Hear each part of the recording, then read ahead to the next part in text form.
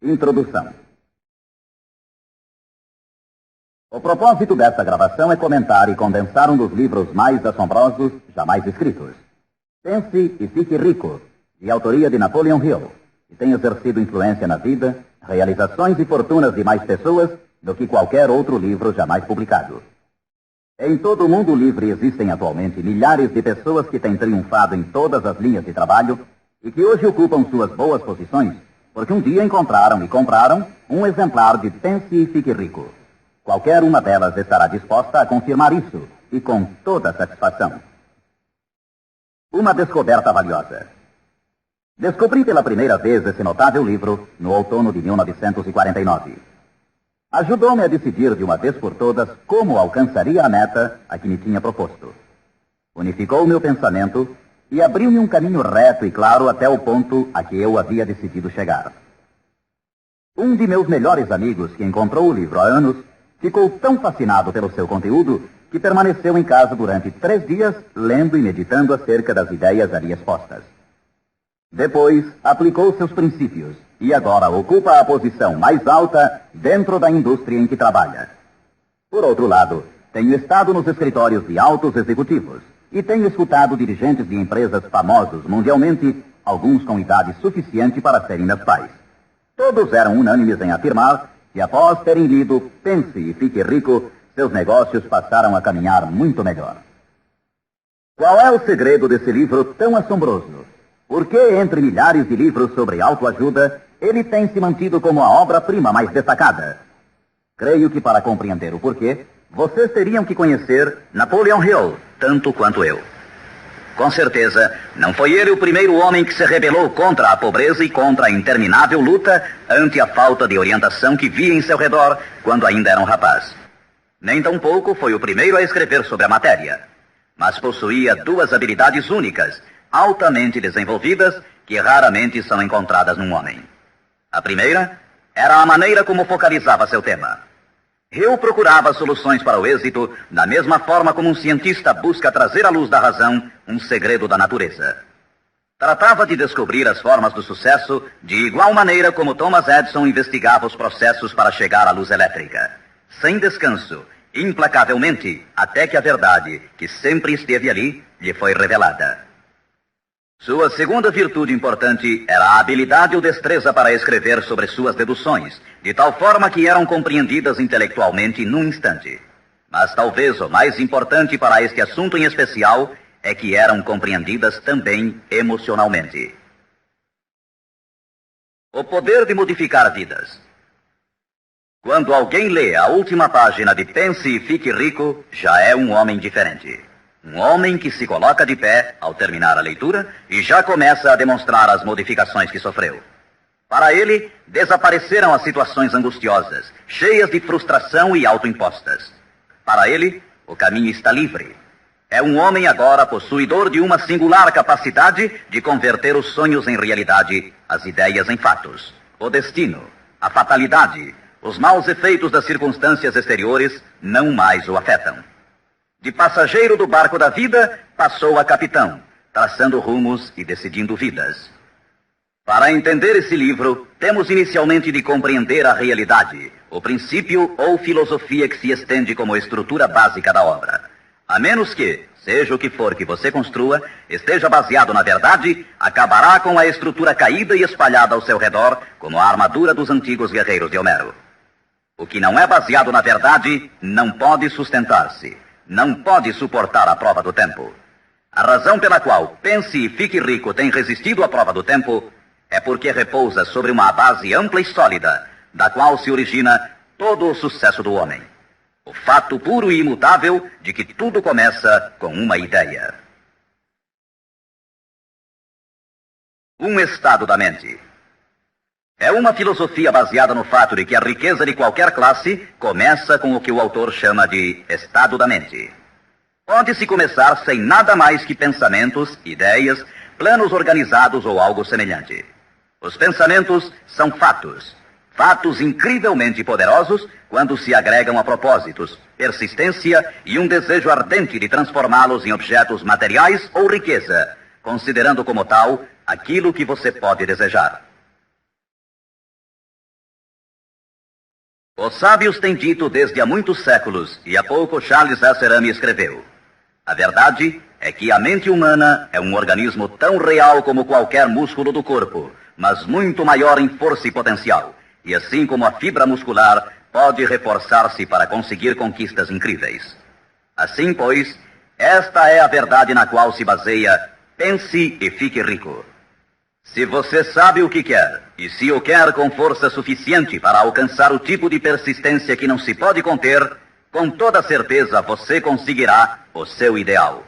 Controlando sua mente, você controlará seu destino aqui na Terra. 2 passos para o sucesso. Tendo em vista os princípios acima, falaremos adiante sobre os famosos 13 passos rumo à riqueza, tal como Napoleon Hill menciona em sua obra, lembrando sempre que riqueza é qualquer coisa que você possa desejar. Entretanto, antes peço permissão para fazer 2 indicações importantes. A primeira é que é necessário ter-se em mãos um caderno de anotações, todas as vezes em que se ouvir esta gravação, a fim de anotar os pontos mais importantes. A segunda é que esta gravação foi idealizada para seu uso pessoal, acompanhando sua própria e estimulante jornada. Usar esta gravação para um grupo resultará apenas em auxílio temporário. Assegure-se de ter seu próprio exemplar, a fim de ouvir estas orientações, vez por outra, nos momentos especiais em que se sentir fora de rota. E agora, os 13 famosos princípios de Napoleon Hill. Primeiro princípio: desejo. Ponto de partida para todo sucesso. Primeiro passo para a riqueza. É aqui, precisamente aqui, que frequentemente tropeçamos num obstáculo. Algumas pessoas dirão: sei o que quero, mas como consegui-lo? Mais tarde, entraremos na questão da dúvida, mas de uma vez por todas esclareçamos se é possível ou não alcançar-se o que se deseja com toda a alma. Creio que Emerson expressou-se muito bem quando escreveu: nada existe pelo capricho da natureza. O fato de existir um desejo indica que os meios para realizá-lo existem na mesma criatura que o sente. Em outras palavras, não poderíamos ter um desejo sem que sua satisfação não fosse possível. Cada um de nós tem uma espécie de guia em seu interior, e nossos desejos se modificam segundo nossa capacidade e inclinação. Não importa o que você deseja, se o quer com toda a sua alma. Você o conseguirá, pois é inevitável. O desejo é uma obrigação. Em Pense e Fique Rico, Hill cita um exemplo após outro de que seu desejo ardente nada mais é do que uma espécie de retrato fiel do que você chegará a ser um dia. Portanto, determine agora mesmo e com firmeza o que você mais deseja, porque senão, como disse Helvécio, destruindo o desejo, destrói-se a mente. Todo homem sem paixões não tem em seu interior nem princípio de ação, nem motivo para agir. Uma boa forma de saber se em realidade você tem ou não um desejo ardente é examinar a maneira como procura alcançá-lo. Se você vai atrás daquilo que crê desejar, como se estivesse ensaiando, com timidez, com intenção de ir só se for seguro, não tem absolutamente um desejo ardente. Nunca chegará à segunda base se ainda mantém um pé na primeira. Entretanto, se está disposto a queimar etapas atrás de si, dizendo de uma vez para sempre: isto é o que desejo e o farei de qualquer maneira, então você tem realmente o desejo que o conduzirá ao pleno sucesso.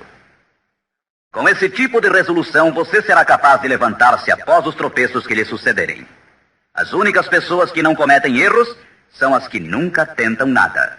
Os tímidos são como afluentes de um lago. Nunca se aventuram ao mar amplo e profundo. Esses mesmos princípios atuarão sobre qualquer coisa que você deseje. Um lar harmonioso, uma carreira com mais êxito ou mesmo mais dinheiro para cuidar melhor de sua família e prevenir-se para os anos futuros. Para obter sua parte na prosperidade que o espera mais adiante, Napoleon Hill oferece a você a seguir 6 passos práticos e precisos. 6 passos vitais. Primeiro, fixe em sua mente a quantidade exata de dinheiro que deseja. Não é suficiente dizer: desejo muito dinheiro. Seja preciso com relação à quantidade. Existe uma razão psicológica quanto a essa precisão e que será abordada posteriormente. Segundo, determine com exatidão o que se propõe a dar em troca do dinheiro que deseja. Não é possível obter-se algo a troco de nada. Terceiro, estabeleça a data concreta em que terá todo o dinheiro que deseja.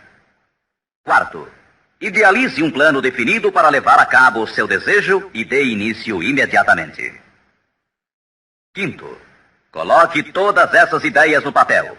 A quantidade de dinheiro que deseja, o que dará em troca, a data exata e descreva claramente o plano idealizado. Sexto, leia sua manifestação escrita em voz alta pelo menos 2 vezes ao dia. Uma vez, imediatamente antes de deitar-se à noite, e outra, ao levantar-se pela manhã.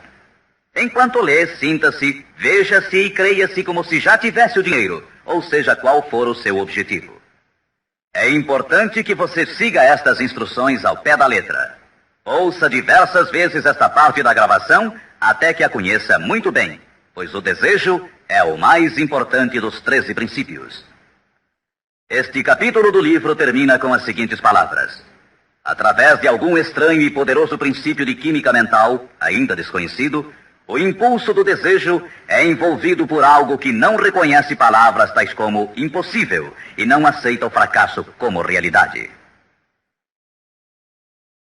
Segundo princípio, fé.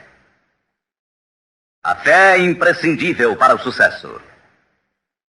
Você jamais teria pensado em seu desejo principal se a fé não estivesse presente dentro de sua mente. Às vezes, você poderá encontrar dificuldades em ter fé em si próprio, mas tenha a certeza de que encontrará muita fé nesses princípios. Use-os, portanto. Vejamos o que Napoleon Hill diz sobre a fé.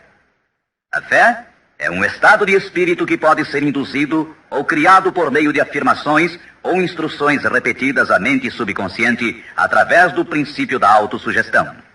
Isto significa nem mais nem menos que uma sugestão pode ser implantada por você mesmo, conscientemente, assim como uma autobiografia é uma história escrita por uma pessoa sobre si mesma. Projetando a imagem mental de você mesmo, tendo em destaque seu desejo principal e repetindo tal ação várias vezes, isso resultará na fé de que necessita. A fé é vital para o sucesso. O imperador Napoleão Bonaparte disse uma vez: todo andaime religioso se desarruma como um edifício em ruínas ante uma só palavra: fé. Por sua vez, Goethe afirmava: as épocas de fé são épocas frutíferas. As épocas de incredulidade, ainda que esplendorosas, são estéreis de todo o bem permanente. E como disse Schlegel, na vida real, toda grande empresa começa e dá seu primeiro passo com a fé.